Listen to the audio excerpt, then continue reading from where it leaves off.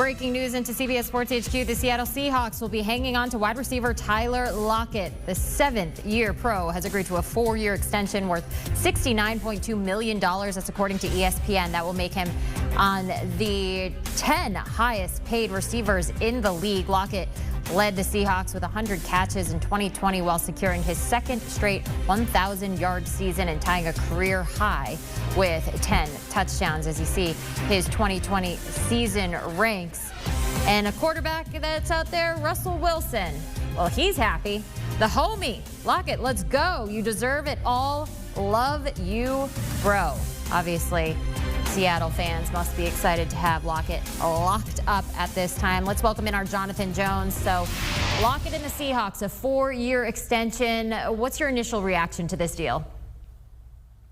It's not a huge surprise that they decided to lock him up. Obviously, Seattle really up against the cap and didn't do a whole lot in free agency, couldn't do a whole lot. We saw them be pretty active yesterday, re-signing Gabe Jackson after trading for him to an extension. But with Lockett, this is a guy a couple years ago, they gave him a 3-year, $30 million contract, and now he has played up to and through that contract, had another year left, and they said, you know what, let's go ahead and lock you in for more. You mentioned the consecutive 1,000-yard seasons. Well, before that, he had a 900-yard receiving season. He's missed one game in his entire career, which for a wide receiver his size is incredibly impressive. So this is Seattle absolutely taking care of one of their own. This is Seattle taking care of one of Russell Wilson's favorite targets. And when you combine him, of course, like you have the last couple years with DK Metcalf, everyone is happy in terms of the pass catchers in Seattle. You mentioned Wilson there, and obviously Russell Wilson tweeting out how excited he is that Lockett is now locked up. So what does this mean for the Seahawks? Does this help keep Russell in Seattle? I've never really thought he was going to go anywhere this year. And there's nowhere really for him to go right now. So once the Chicago Bears potential trade fell through, that was pretty much it for Russell in terms of going anywhere this season. I firmly believe and have believed he will be the starting quarterback for the Seattle Seahawks in 2021. But you know what? We all can do this dance again next January and February if things don't work out for Russell Wilson. You know, the Seahawks kept the majority of their offensive line together. Obviously, they brought on Gabe Jackson, again, the guard there, and gave him a contract extension. They're going to have some holes to fill on defense, losing Shaquille Griffin and sort of replacing him with Kelly Weatherspoon. You look, and KJ Wright is still hanging out there, but you have to imagine he is going to find a home somewhere else. They re-signed Carlos Dunlap to a 2-year, $16 million deal. They also brought back Benson Mayowa, and they brought Kerry Hyder in as well as getting a tight end in Gerald Everett. So they filled in where they can. The Seattle Seahawks have, and frankly, you know, Russell Wilson has to also be a realist and understand the cap difficulties and the realities surrounding this team. You know, you want 5 all-pro offensive linemen. Well, that's just simply not going to happen. It's not going to be possible. So those are the realities of the situation. I like the way that Seattle has, and John Schneider and Pete Carroll have navigated the cap during all this. Chris Carson's back on a very affordable 2-year deal, especially when you compare it to Kenyon Drake's deal that he got. So all in all, I think it's been a fairly decent offseason, all things considered, for the Seattle Seahawks. All things considered, we have Lockett's extension. You just went through a whole slew of players that they have and bringing in.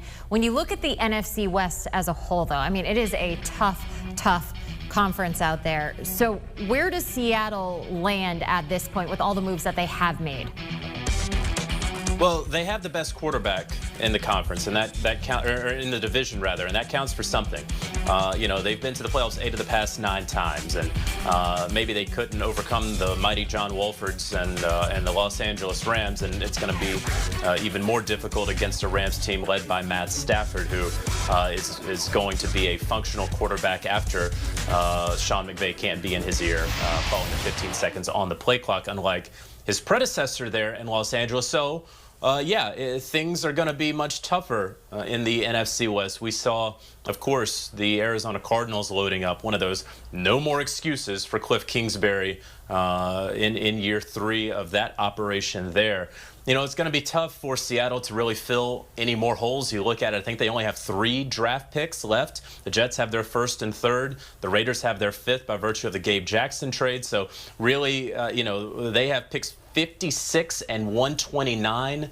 So that's a 2nd rounder, a 4th rounder, and then a late 7th. And they still have some holes along the offensive line. Potentially another wide receiver. I could see them going after a defensive tackle as well.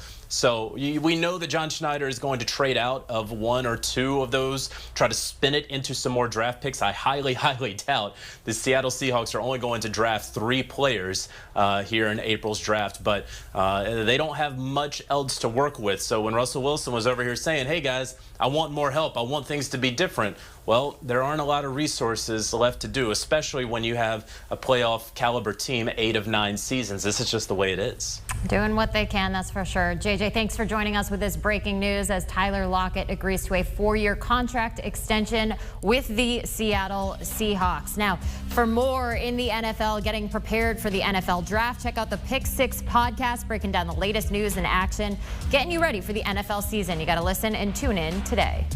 Want a sports network that delivers everything that matters about the game? The highlights, the picks, the instant analysis. No yelling, no fake debates, no politics. Hit the subscribe button and never miss a moment.